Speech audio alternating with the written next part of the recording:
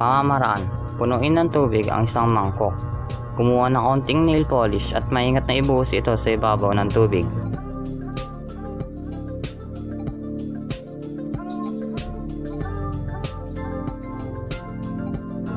Dapat itong umalat sa isang manipis na layer dahil sa mababang density nito kumpara sa tubig.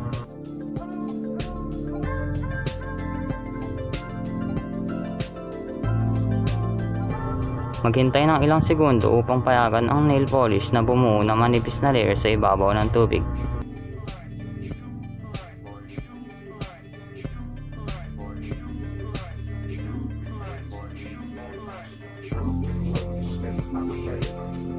Gamit ng lighter o posporo, sindihan ang nail polish.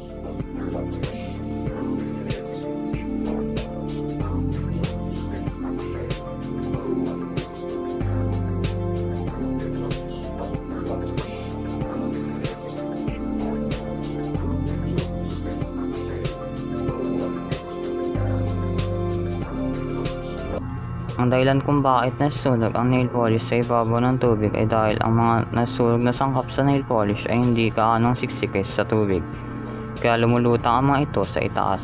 Kapag sinindihan mo ito, ang mga nasusunog na sangkap na ito ay umuusok at humahalo sa oxygen mula sa hangin. Lumilikha ito ng nasusunog na gas na maaaring mag-apoy. Ang tubig sa ilalim ay nagsisilbing heatsink, sumisipsip at nagwawaldas ng init na pumipigil sa pagtunaw ng plastic bowl. Mahalagang tandaan na ang eksperimentong ito ay dapat gawin ng may pag-iingat sa isang kontroladong kapaligiran at may pangangasiwang nasa hustong gulang dahil may kinalaman ito sa sunog.